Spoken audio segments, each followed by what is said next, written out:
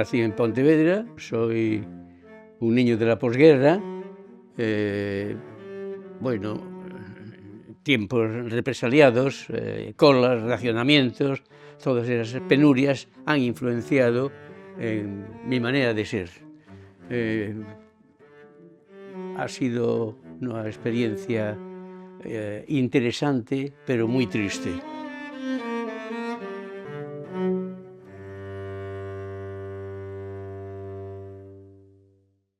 Yo quería ser arquitecto, pero mi padre decía que no tenía dinero, y como era él telegrafista, me podía ayudar siendo telegrafista. Me mareó y terminé haciendo oposiciones y me hice telegrafista. Trabajé 3 años y al final arranqué los cables, arranqué todo, cogí un camión de pescado y me marché a Madrid. Me marché de casa. Mi padre se enfadó, incluso me había dicho, pide perdón, que vuelves a entrar. No pido perdón, me marcho. En Madrid, una experiencia, el primer año fue duro, porque iba sin dinero y sin conocer. Entonces estuve en el Rastro. En el Rastro, pues allí había un artista gallego, que era de Lugo, Otero Besteiro, era un escultor famoso entonces, y yo le conocía y le dije si me podía ayudar. Sí. Y él me dijo, vente para allí y tú di al jefe que sabes hacer de todo, porque si no, no te coge. Entonces yo estuve falsificando sarcófagos y estuve haciendo, ellos tallaban en madera, yo las hacía viejas, etcétera, etcétera, unas chapuzas increíbles. Pasé mucho frío y dormía en el mismo taller y entonces me pagaban muy mal. Eso fue el primer año. Pero ya el segundo me di cuenta, porque yo estaba en Pontevedra antes de irme, yo trabajaba en el Teatro Principal de Pontevedra. Yo tenía 16, 17 años y me nombraron el pintor oficial del teatro. Entonces yo hacía las diapositivas, hacía los cartelones grandes y hacía escenografías. Eso me sirvió de mucho, porque Otero Besteiro, el escultor que estaba conmigo en el Rastro, yo siempre me estaba quejando, que no tenía, que me moría de hambre, que lo que me pagaban no me daba para comer, pero la novia de Otero Besteiro, que era rica, dijo, pero vamos a ver, ¿tú no sabes hacer escenografías? Sí. Pues entonces puedes acercarte al jefe, está en la calle Alcalá número 20, Isaac Fraga. Entonces puedes hablar con él, le haces una escenografía de Maribel y la extraña familia, que la van a estrenar dentro de 15 días. Y dije yo, pero yo no conozco esa obra, pero yo te doy el libreto, lo estudias, lo ves y lo haces, pero eso cuesta dinero, yo te presto el dinero. Y bueno, lo hice en una semana la escenografía. Pesaba mucho, tuve que ayudarme otro del Rastro para llevarla por unos petates enormes hasta Alcalá número 20, y cuando llegamos al teatro, don Isaac dice, pero ¿qué traes ahí? La escenografía de Maribel y la extraña familia. Pero ya la tenemos hecha, nos la hizo Burman. Ah, pero es que yo no pretendo que me la compren, yo lo que pretendo es que la vean. Entonces la vio, la montaron en el teatro y dijo, ¡ay va, qué bonito! ¿Y quién hizo esto? Lo hice yo. ¿Pero en cuánto tiempo? En una semana. Entonces entré en el teatro, me dieron un trabajo para pintar y estuve haciendo cartelones, durante unos meses. Pero eso no me gustaba, no era mi meta. Entonces yo le dije, don Isaac, yo le agradezco mucho esto, pero voy a dejarlo, porque yo lo que quiero es pintar, pero pintar mi pintura, no los cartelones del teatro. Pero si me prestara usted un camerino de algún teatro, pues porque los cuadros se me estropean. Entonces él me dijo, sí, sí, sí. Y me buscó un teatro, el Teatro Infanta Beatriz, y habló por teléfono, va a venir un amigo de Pontevedra y quiero que le busque un camerino seco, o sea, que no tenga humedad y tal. Y efectivamente estuve 7 años viviendo, porque yo metí un catre, él no se enteró nunca, yo metí un catre allí y dormí fue mi vivienda durante 7 años, en el camerino número 17 del Teatro Infanta Beatriz. Eso me vino muy bien porque no tenía que pagar pensión, ni luz, ni nada. Yo hacía allí, también hacía mis chapuzas, una cena allí, y etcétera, etcétera. Pasó una anécdota muy curiosa, porque yo ahí conocí a los artistas Fernando Fresán Gómez, a Analía Gadé, a Amparito Baró.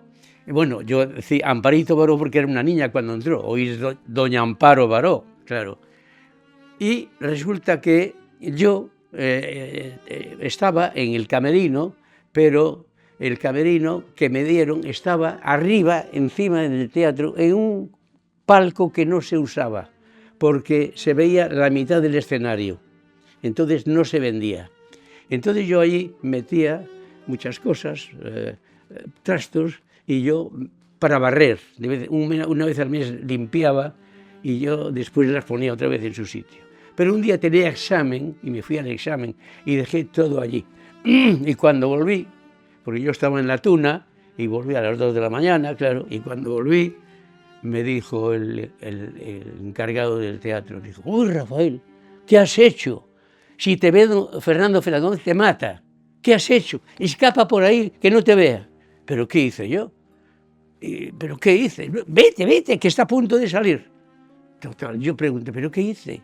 No sé, ¿sabe? Bueno, total, lo que había pasado es que yo había dejado todas las cosas y él estaba actuando. Y en la actuación decía, y arriba estaba la tormenta, y en eso suena mi despertador. Y todo el mundo miró para arriba. Y entonces él se desesperó, tuvo que inventar una cosa para salir del paso. Y dijo, ¿quién fue el que hizo eso? Debe ser el pintor. ¿Pero qué pintor? ¡Lo mato! Y estuve así, hasta escapado, hasta que pasó tiempo y se lo dije un día al hijo. Dije, mira lo que pasó con tu padre. Empecé a hacer algún retrato para ganar dinero. Me dediqué al paisaje, que los árboles no protestan. Entonces, me dediqué mucho tiempo al paisaje.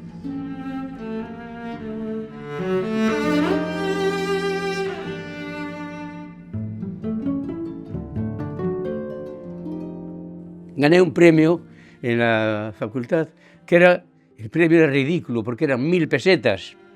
Y yo quería ir a Holanda y quería ir a Bélgica para conocer los expresionistas belgas y alemanes. Entonces, solamente con 1000 pesetas no me daba para ir y volver. Entonces lo que hice es, me vestí de tuno y me fui haciendo autostop.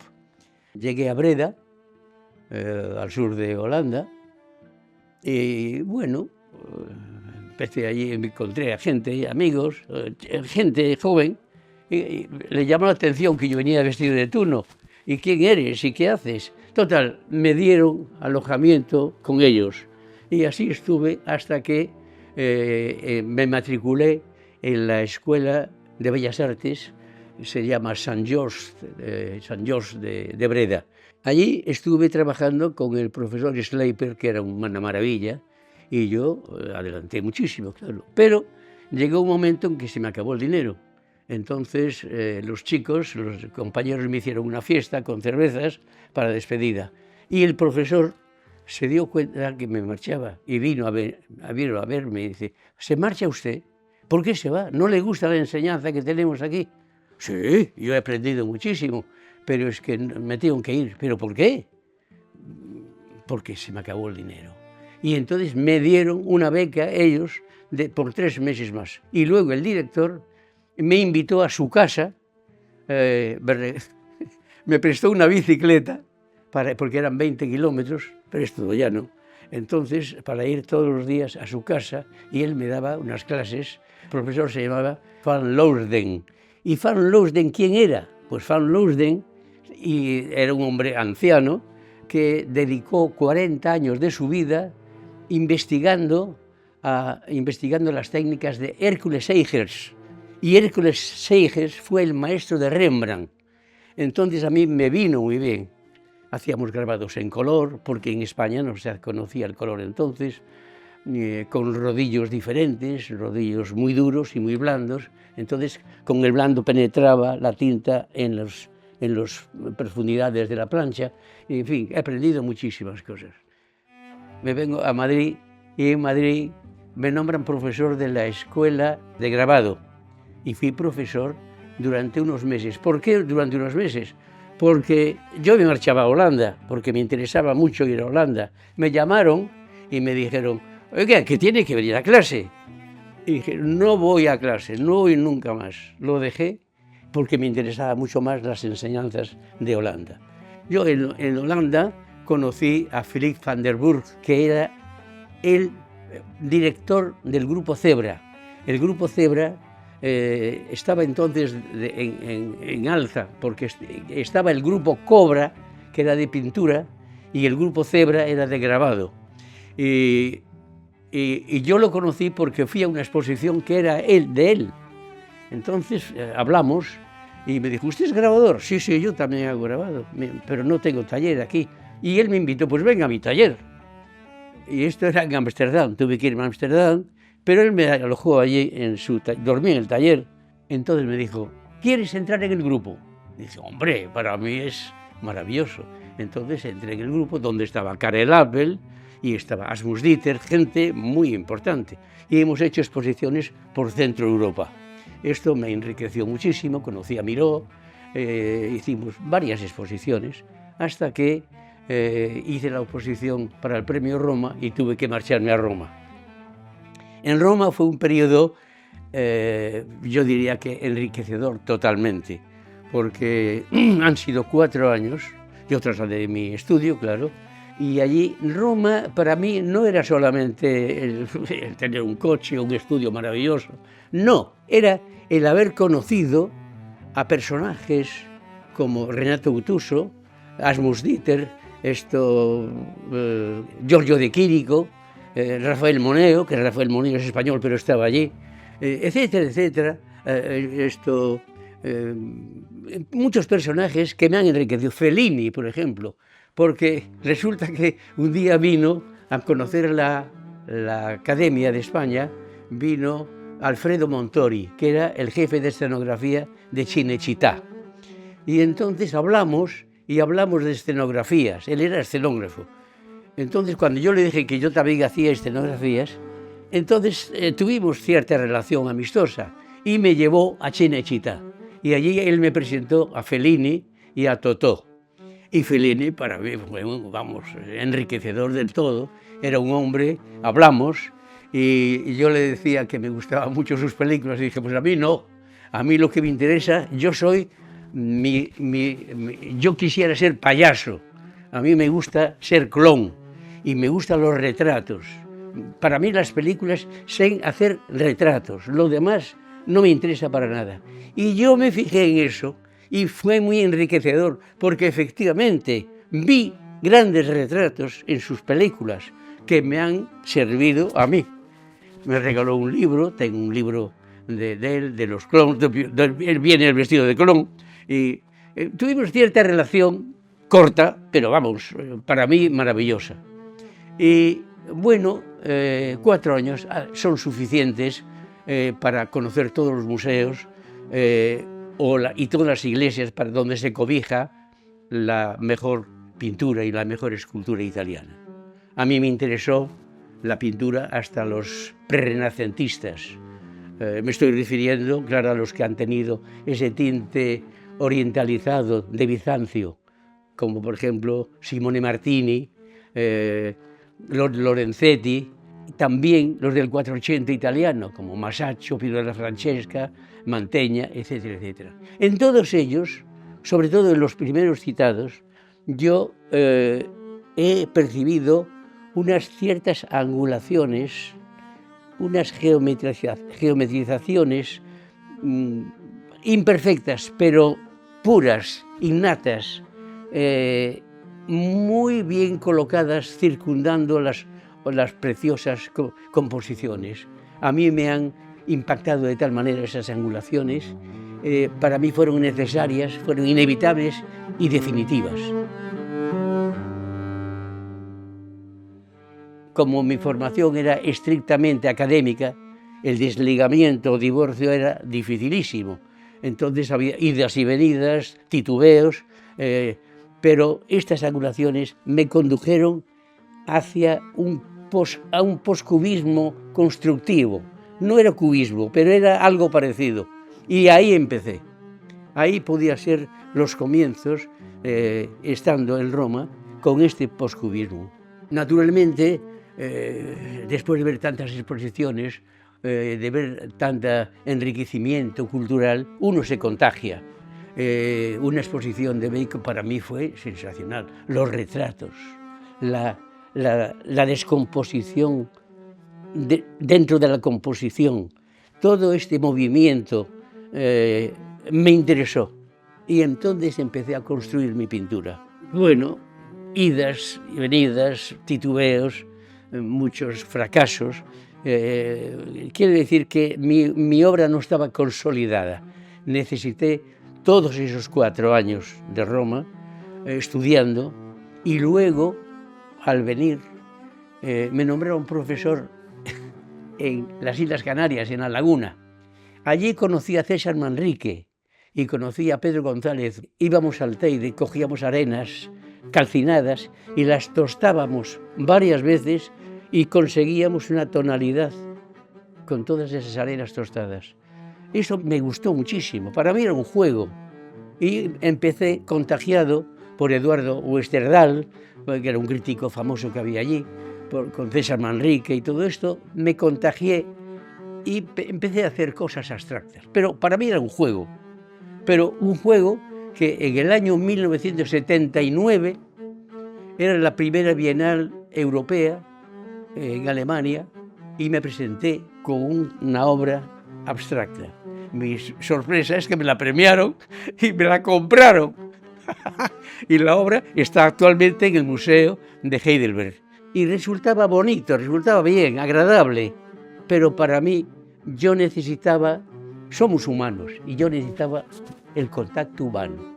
Necesitaba la conexión, la relación con el ser humano. Entonces, cuando regresé a Madrid, con todas las visitas en el Prado y en el taller, mucho trabajo, volví a la figuración.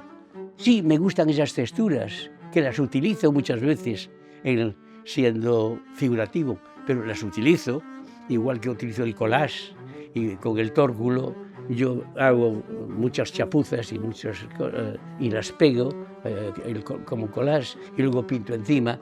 O sea, todo eso me interesa, pero siempre tiene que tener un contenido realista. O sea, la figura humana puede ser desencajada, puede ser quizá no dibujada clásicamente, desencajada, incluso deformada, pero siempre tiene que ver con la realidad. Yo buscaba la síntesis, el yo profundo. Es muy difícil, para mí es muy difícil.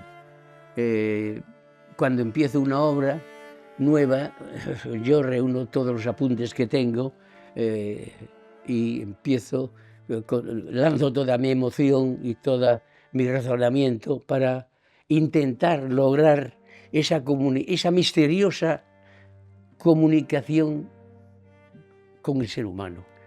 Puede encontrarse dos vertientes desde años atrás. De una parte, un camino subjetivo, pero en otro momento, un camino simbólico con ciertas partes de surrealismo. La pintura es mi vida, yo necesito pintar, pero cuando se termina una obra, no está terminada. La dejo, y al cabo de un mes empiezo a ver defectos y viene otra vez al caballete porque no está bien. Entonces empiezo a corregir, nunca está acabada, no está perfecto, no está a mi gusto. Yo no sé hacer un cuadro. El cuadro, ¿qué es un cuadro? Yo no sé lo que es un cuadro. Tenía que ser la pintura perfecta, pero yo no soy perfecto, yo soy un ser humano y lucho. Y lucho, es una lucha conmigo mismo lucho, me gusta el color, me gusta el protagonismo del rojo, me gustan los contrastes, me gustan las armonías. Enrique Lafuente Ferrari, un gran maestro, y sobre todo que los grandes historiadores actuales lo admiran. O sea, es un personaje importante. Yo tuve la suerte de tenerlo de profesor. Y él me hablaba, yo recuerdo que en una ocasión, siempre después de la clase hablábamos un poco, y resulta que él aprovechó diciendo, mire, mañana va a haber un acto muy importante en la Iglesia de la Encarnación. Vayan ustedes, es a las 8, es interesante. Y todos pensamos, no sabíamos lo que era, y pensamos que sería un ladrillo, que sería una conferencia, un rollo. Pero yo fui, y resulta que no era una conferencia, era un concierto de órgano. Cuando llegué estaba todo abarrotado, y entonces no pude encontrar sitio, y me apoyé en una columna, escuchando aquello, y me daba la sensación de que los colores subían por los atlantes hasta los arcos, hasta las agujas. Y dije, qué impresión, qué cosa. Y eso se lo conté al día siguiente al profesor. Le dije, mire lo que me ha pasado. Dije, usted es sinestésico. Sí, es sinestésico. Y esto me explicó lo que es la sinestesia. Me dijo, esto es muy importante. Usted puede armonizar el color con el sonido. Entonces eso me quedó grabado, y desde entonces, que eso fueron en los años 60 por ahí, pero mi tesis doctoral fue en el 85. Yo estuve estudiando todo ese tiempo para hacer esa tesis doctoral, que es un tocho, así. Y me costó mucho trabajo, investigué muchísimo, tuve que ir a Alemania, a viajar a Holanda otra vez para encontrar temas importantes, y pude realizarla. Desde entonces me di cuenta de la relación existente que yo desconocía entre los sonidos y los colores.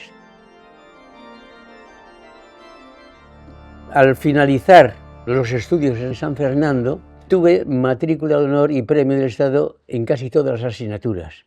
Y en dibujo de perspectiva tuve precisamente el máximo galardón. Y entonces me nombraron profesor ayudante de la misma escuela de San Fernando. Y estuve explicando la geometría descriptiva, la perspectiva cónica. Entonces, bueno, los chicos aprendían igual que el profesor era muy bueno. Al año siguiente me nombran profesor de pintura en Barcelona. Entonces me fui a Barcelona. Fui a Barcelona y, bueno, la experiencia fue también quizá mejor, porque allí yo era el profesor y le ponía objetos muertos, es decir, no tomates ni cosas que se puedan cambiar de color, no, ponía una escayola o un rollo de papel, o, en fin, siempre objetos de naturalezas muertas para que no cambien de color. Entonces los alumnos aprendían mucho el bajo continuo que yo digo, o sea, lo que engloba la pintura, un gran dibujo que englobe la pintura, que debe estar sostenido siempre por el dibujo, aunque el dibujo no se vea, pero haya una construcción. Entonces se aprende a componer, y todo eso a mí me gustaba hacerlo, y fue muy fructífero, vamos. Yo recuerdo que los alumnos, cuando decidí marcharme, porque me dieron el premio Roma, me tuve que marchar a Italia, entonces los alumnos me dieron una comida de despedida. Esto fue fabuloso. En Italia, bueno, he estado los 4 años reglamentarios, y al regreso me habían nombrado profesor de pintura y dibujo decorativo en La Laguna, en la Universidad de La Laguna, en Tenerife. Por fin, después de tanta lucha con los periódicos, a ver si se consigue una facultad de Bellas Artes en Galicia, por fin se consigue, pero No la querían ni en Vigo ni en La Coruña. Tuve un contacto con los alumnos fabuloso. Incluso he aprendido cosas con los alumnos, enseñando. Los alumnos te tienen que preguntar y tú lo realizas y se lo haces ver. Tienes que descender a él, a su mentalidad, para que él pueda entender el contenido. Hemos ido al campo, hemos pintado el paisaje, pero no un paisaje esos como se ven por ahí esos pintores de la calle, que se ve el arbolito y el horno. No, por ejemplo, una hoja en el agua. O sea, es únicamente para que el alumno pueda pensar y pueda componer esa hoja. Entonces, estructurada con el dibujo y su color. El color tiene que ser suyo. Y así hemos hecho en el campo experiencias de ese tipo. Tengo la satisfacción de que los alumnos también me dieron una comida de despedida y sigo teniendo relación con muchos de ellos aún ahora. Fue muy bonito y bueno, yo me jubilé en Pontevedra, en mi pueblo, y ahora sigo trabajando en mi casa.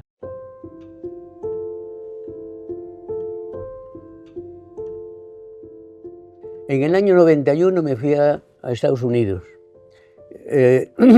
Expuse en Nueva York en una colectiva. Y mis 2 cuadros se vendieron. Entonces me animaron y expuse en Chicago, en la galería East West de Chicago. Fue un desastre, porque el primer día se vendieron 5 cuadros, pero como la exposición iba a durar 2 meses, el galerista me dijo que me viniera a España y que ya me llamaría cuando se terminara. Resulta que me robó la obra, cerró la galería y se quedó con toda la obra. Pero mi sorpresa es que el año siguiente, en el 92, se celebraba el 25 aniversario de la instalación de la Gran Dama de Picasso en Chicago. Entonces, como Picasso había muerto, buscaron el alcalde Daley, que se llamaba Daley, llamó al ministro de Cultura para que buscara un artista español para hacer una exposición. Y resulta que cuando yo había hecho la exposición del 91 en la Galería East West de los chinos, la única éxito que tuve fue la prensa. Me pusieron muy bien, los críticos de arte me pusieron por las nubes. Y ese crítico, que se llama Kruczynski, fue el que habló con el alcalde y dijo: ya lo tengo, es un español pero no sé dónde vive, pero podemos ir al consulado y damos con él. Fue para mí maravilloso exponer en este Museo Center que se llamaba, y eso fue, aunque allí no se podía vender, pero tuve la gran fortuna para olvidar lo que pasó en el 91. En Canarias volví porque se celebraba una exposición de grabado importante, en la cual estaba Miró también, como grabador, y yo tengo el catálogo por ahí, y me han invitado a mí. Entonces fuimos a Canarias, expuse, estaba gente muy gorda, muy importante, y es una exposición que no fue de venta, pero que fue en el Colegio de Arquitectos de Canarias, fue muy lucida y tuve mucha suerte de crítica, etcétera, etcétera. En el norte de Alemania, es curioso, me compraron la obra y los carteles, la gente compraba los carteles también. y se conserva, allí mi obra está en el Museo Norden.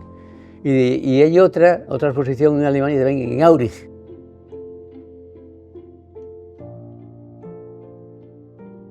El estudio de Roma ha sido fantástico, amplio, una luz extraordinaria, muy grande, tenía unos ventanales gigantes que se veía toda Roma, etcétera, etcétera. Allí se podía hacer cuadros gigantes, incluso murales. Pensé que cuando terminara mi pensionado, yo tenía que hacerme un estudio, pero grande, para que pueda hacer todo eso que yo quiero.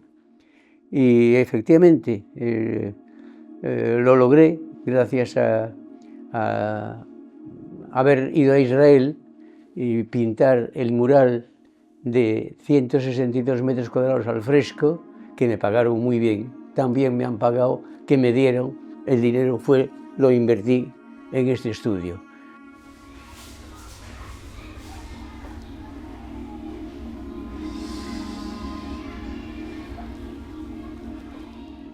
Mi pintura mural puede ser o que te den el tema o el tema lo pones tú. Y eso es sagrado, ese es el tema principal, aunque sea muy grande, porque lo demás son personajes o trastes que acompañan al personaje central. Estando en Roma recibíamos múltiples invitaciones para concursos, para reuniones de la plástica en general, pero uno muy goloso era el ir a Israel a hacer un mural de 162 metros cuadrados al fresco, o sea, una realización enorme. Pero claro, el reglamento de la Academia nos prohibía salir de Europa. Por lo tanto, dije yo, bueno, pues no se lo voy a decir a nadie y me voy a presentar. Bueno, entonces hice las maquetas, nos dieron el tema era la iglesia celeste y la iglesia terrestre. Un tema difícil. Entonces hice una maqueta de cómo podía ser, etc. Y mi sorpresa es que cuando la presento en Milán, resulta que había dos más de la academia, dos arquitectos, que presentaban también las maquetas. Dije, ahí va. Y montones de gente. Y dije, oh, ya no es tan fácil como yo me creía. Aquí se presenta mucha gente. Bueno, entonces lo presenté y me marché, tal. Pero mi sorpresa es que me llamaron diciendo que era yo el premiado. Entonces tuve que volver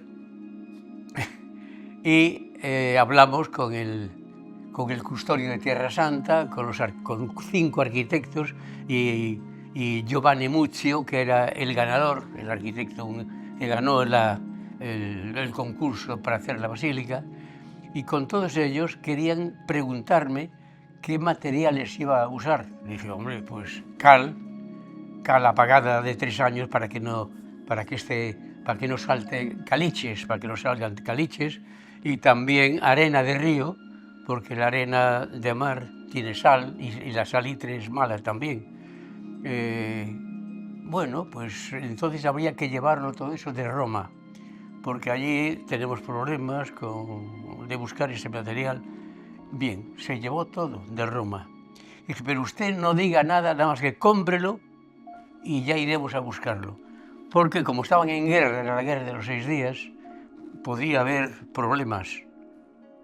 Pero cuando fui yo solo, fue un problema grave, porque yo llegué a Tel Aviv y no sabía qué medio había para llegar a Nazaret.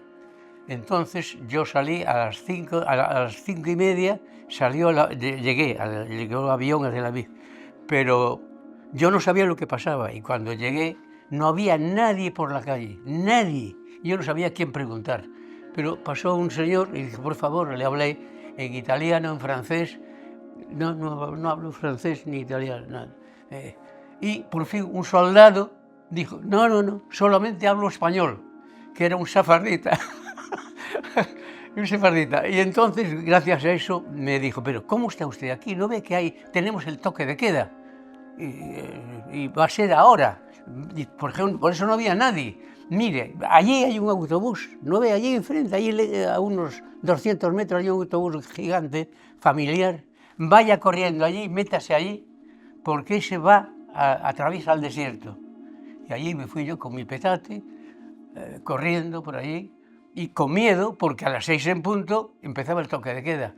Y era a las 6:10 o algo así. Total, me meto en ese... Hablaban todos árabe, no sabían ni un idioma, y yo no más que decía Nazaret, sí.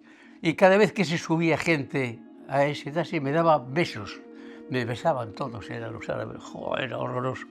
Bueno, atravesamos todo el desierto, fue una tragedia, pero una aventura bonita, porque parece que lo ves en una película, eso de atravesar los camellos y todo, en fin, todo es un mundo raro para mí.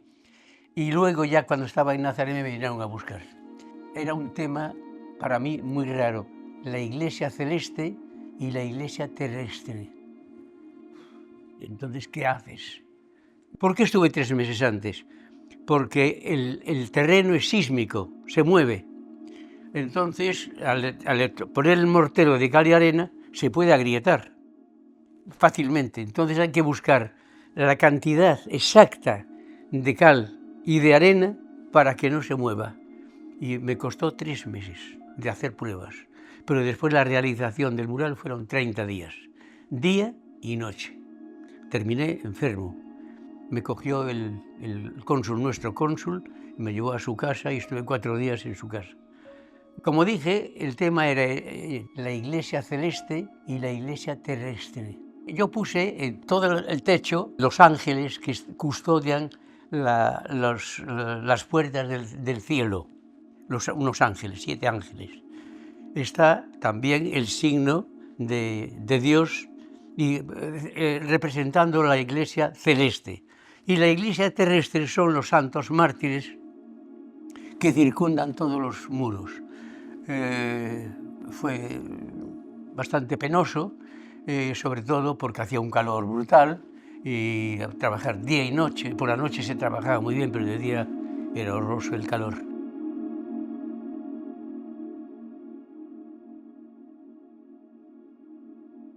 Curiosamente, me iba a casar.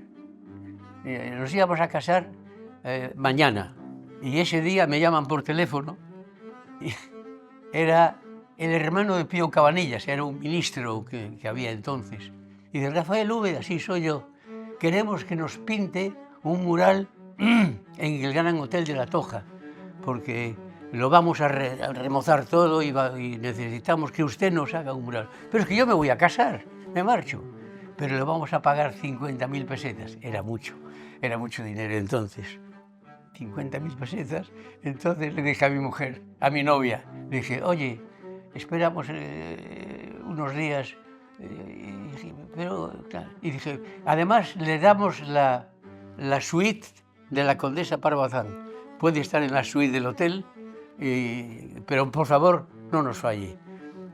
Y mi mujer dijo: bueno, nos dan 50.000 pesetas, ¿eso qué te lleva? Una semana, muy bien. Pero resulta que gustó mucho y entonces me encargan otro mural. Entonces, otras 50.000. Entonces mi mujer dijo: bueno, bien. Pero después gustó mucho y me encargan el tercer mural. Entonces lo hice, presenté todo, me pagaron y nos marchamos. Y cuando llegamos a Vigo para coger un barco, que nos íbamos a Canarias, resulta que me encuentro a un millonario que me dice: yo sé que acaban de pintar unos murales en la Toja, ¿por qué no pintas uno en mi casa? Ah, no, nos vamos, te doy todo este dinero, y saca un fajo de billetes, te doy entonces si me pintas el mural. Y además es una casa nueva, tiene garaje, tiene una terraza, se ve todo el mar, ¿queréis venir a verla? A mi mujer le gustó y estuvimos allí otra semana, otro mural. Bueno, el mural de la Toja, el primero, tenía que ver con los bañistas. Como es curvo, a mí me gustó eso, que fuera curvo. El mural consiste en unas bañistas, pero unas bañistas, me remonto a la época romana. Se ve un paisaje casi romano, con sus columnas, con la bañera, en fin, y resulta muy agradable. En los milagros de Amil hay 2 paneles, está el sagrario y hay 2 paneles grandes. Entonces yo separé, en uno puse lo del milagro, que me contaron ellos, una historia de un milagro, y yo representé esa historia de una manera muy fiel y muy gratificante, con colores adecuados, que no fueran agresivos. Pero por la otra, ahí me explayé yo, con una procesión en la cual van figuras que se meten en las cajas de muertos, en los féretros, vivos, y un hombre que lleva un becerro en brazos, que se lo lleva a la Virgen de regalo porque se salvó a sus hijos que estaban muriéndose. O sea, unas escenas increíbles, pero eso lo hice. Y tanto así que el obispo me dijo un día: tenga cuidado, que esto es para gente que no entiende nada, no lo haga demasiado salvaje, porque si no, no lo van a entender. Pero el tema era obligado también, porque estaba los milagros. A mí lo de los milagros no me satisfacía más el horror ese que yo le llamé la gran lágrima. Le titulé La gran lágrima, está todo metido en una lágrima, porque es espeluznante, increíble, y eso pasa. No es lo mismo realizar un mural para un colegio de niños pequeños que para un centro universitario o para un ministerio, un ayuntamiento, algo así, es otra cosa diferente. Entonces hay que buscar siempre el tema principal, el que tenga que ver con el asunto. Cuando es un colegio de niños, por ejemplo en el colegio Cabanas, pues, que son niños pequeños, yo primero estuve sentado en el suelo con todos los niños que me hacían preguntas y yo les explicaba, pero como si yo fuera otro niño, o sea, hacer una cosa de tal manera que los niños lo entiendan. Y ahora vais a ver lo que yo hice. Y entonces, como se trata de creatividad, hay una cabeza de escayola, pero en fragmentos. O sea, se puede sacar y meter en el sitio. Entonces los niños pueden jugar para crear la cabeza. Pero al mismo tiempo hay un lápiz gigante y un niño encima del lápiz, encima como si fuera un caballito. Va corriendo por el aire y tiene de gorro un sombrero de papel. Y el sombrero de papel es el periódico de Pontevedra, que lo ven los niños en su casa. Como es tan largo, tan enormemente largo, no podía ser una línea, tenía que ser varias escenas. Entonces, bueno, pues repartir un poco, por ejemplo, una figura que está volando, que sale de una ventana. En fin, es una fantasía que se complementa con unas escenas de folclore gallego, y elementos que se cortan con la tijera, cosas que se puedan hacer en un colegio. Otros, por ejemplo, en Madrid he hecho uno para el rectorado de la universidad, la Complutense, que está en el rectorado, y se llama El camino de la vida. El camino. Entonces yo puse en primer término un carro que empuja a un hombre, lo empuja, y ese es el tema, el camino de la vida, empujando un carro. Pero eso no quita para que haya después, en perspectiva cónica, una escalera, y por otro lado hay otros personajes que no tienen nada que ver, pero que componen el completo de la composición. Cuando se trata de otra cosa, por ejemplo, hice un mural para el Ministerio de Hacienda en Pontevedra, que hoy lo tiene el ayuntamiento, pero es de Hacienda. Entonces el tema es diferente, eran construcciones un poco abstractas, con números y con elementos geometrizantes que tienen que ver con la problemática del dinero. O sea, todo está basado en eso. Eso no quita para que también haya una escalera y se pare una figura que me guste a mí, tocando un violín, o un pájaro que vuela, por otro lado. Pero siempre está en el centro, tiene que tener el tema a lo cual se destina ese trabajo.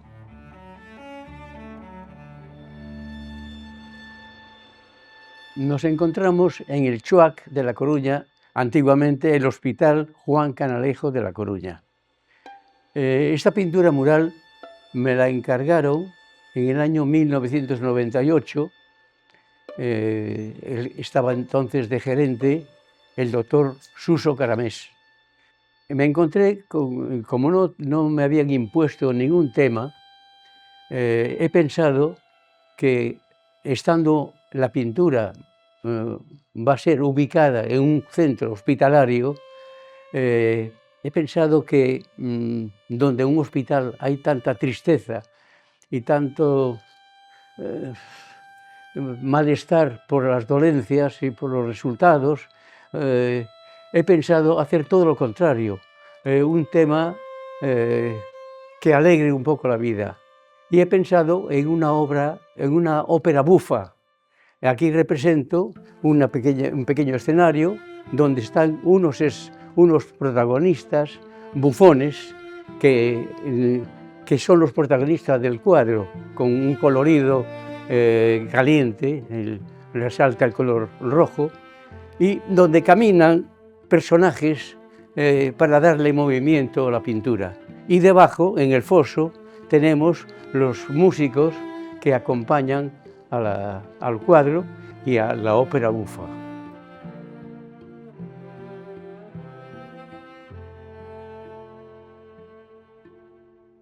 Bueno, este cuadro nace de un sueño.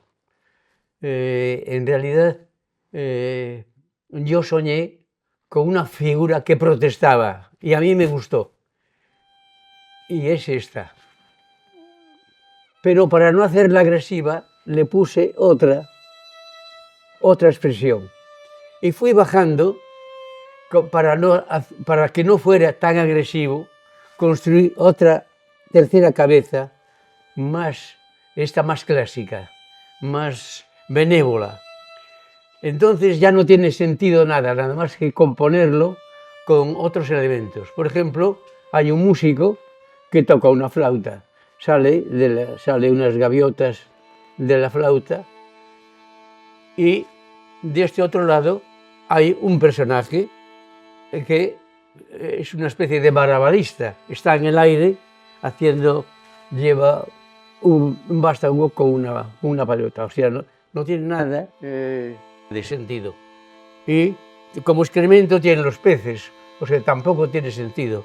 Pero es para llenar una composición. Aquí hay unos pájaros salvajes que vienen amenazantes y la gente escapa. Todo esto son piezas que, unidas, componen el sueño. Yo le titulo Sueño armónico.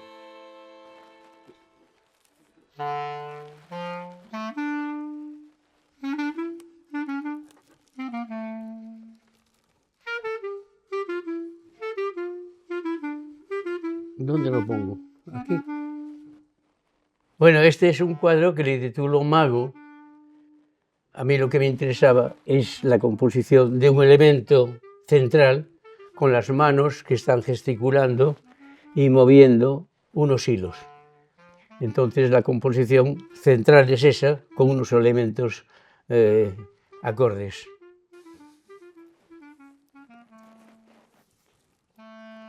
...93-94.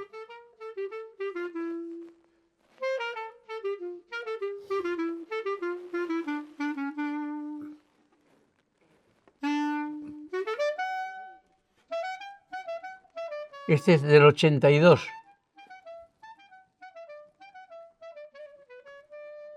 Este cuadro le titulo La careta blanca, y en realidad es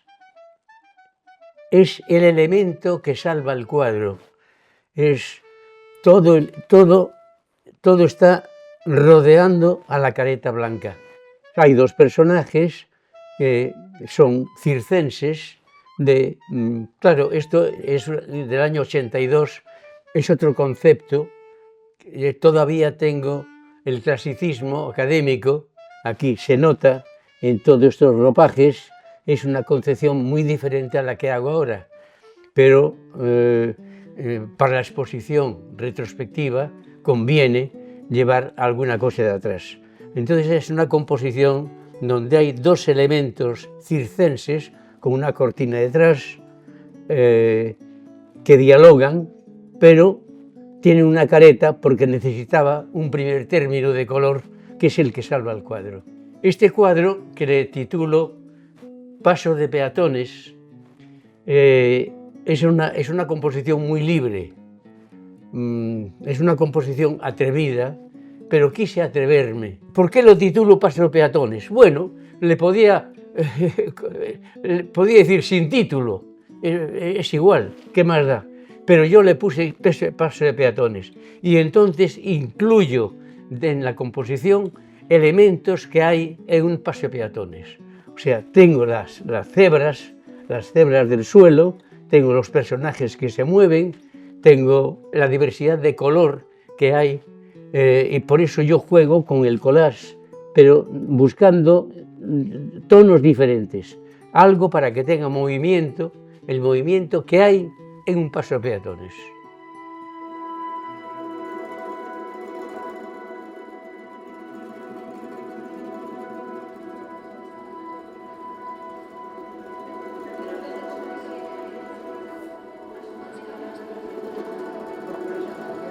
Entonces yo dije, mejor que lo empecemos aquí y hacemos...